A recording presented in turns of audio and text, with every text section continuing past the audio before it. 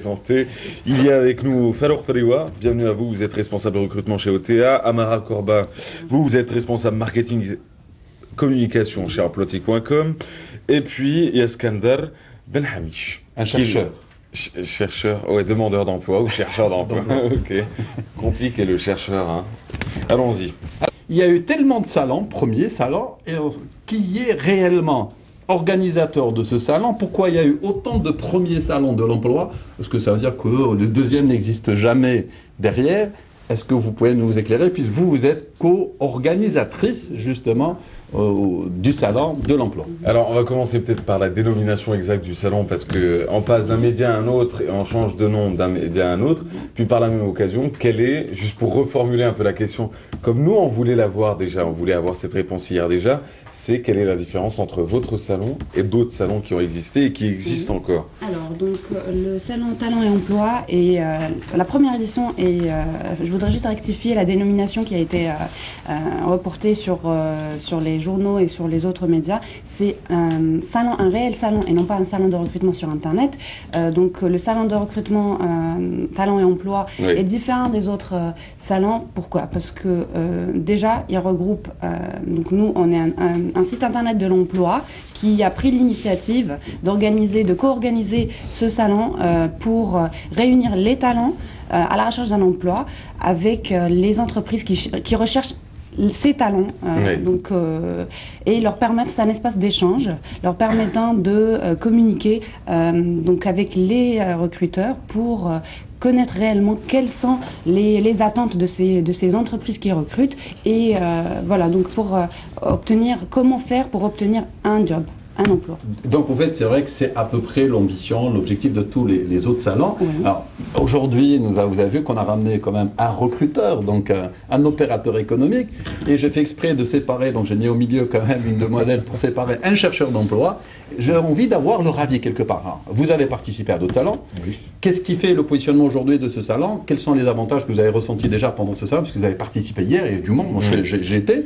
Alors, qu'est-ce que vous pouvez nous apporter justement de plus par rapport à ces différents salons? Je crois que la différence déjà, c'est ça a drainé un monde fou, on va dire ça, des choses comme ça, par rapport aux éditions précédentes. C'est vrai qu'il y a cette première édition, mais au fait, on a déjà participé à des salons comme ça. Et cette année, on a vraiment vu un engouement de la part des candidats, des jeunes et des chercheurs d'emploi. C'était quelque chose de très intéressant pour nous.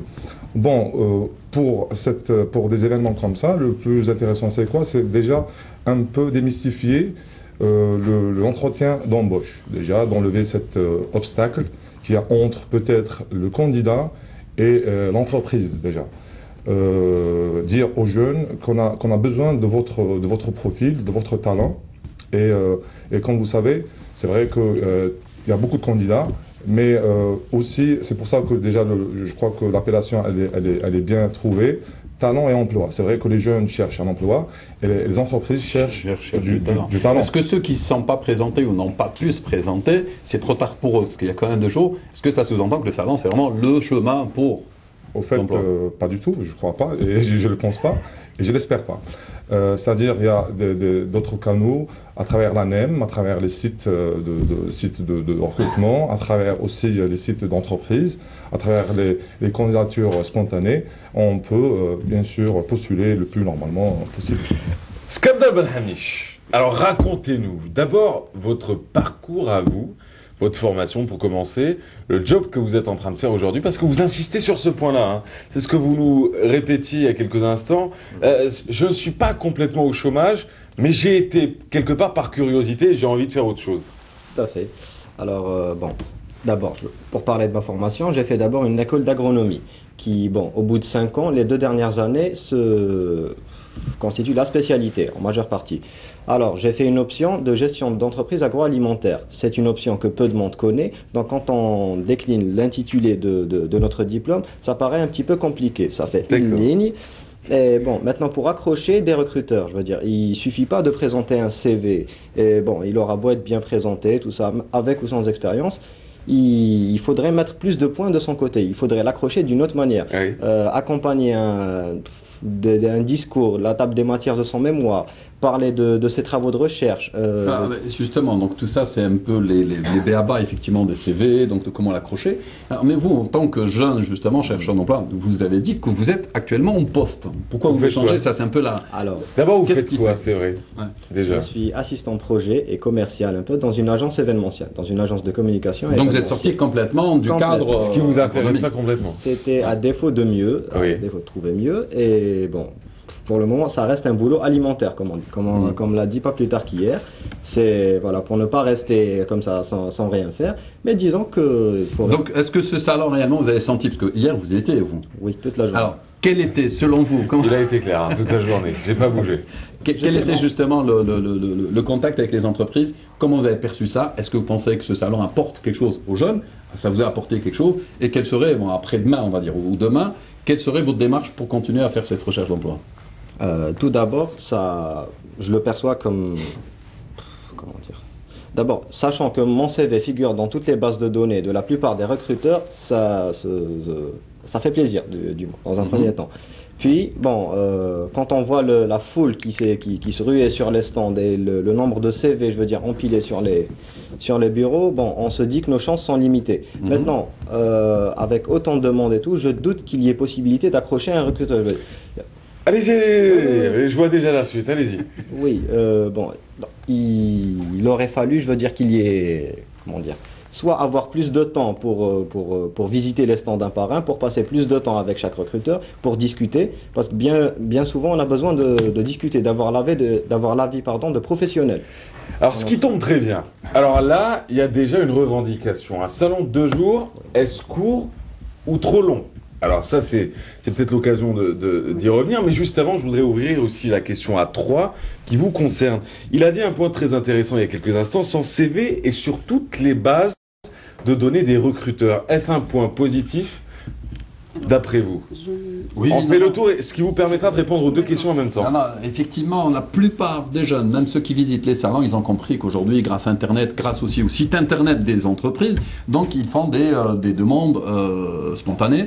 Et ça, c'est une bonne chose. Et c'est vrai que c'est très, très important. Le seul problème qui se pose, et ça, je me permets de le dire, parfois pour les jeunes, c'est un conseil ciblé au lieu de faire donc de l'abattage envoyé à tout le monde. C'est exactement la recommandation que je fais à tous les chercheurs d'emploi. Oui. Ce n'est pas d'envoyer son CV à toutes les entreprises, mais de bien cibler l'entreprise qui concerne vraiment, qui se rapproche de près à notre profil, à nos besoins, c'est-à-dire pour vraiment développer notre carrière professionnelle.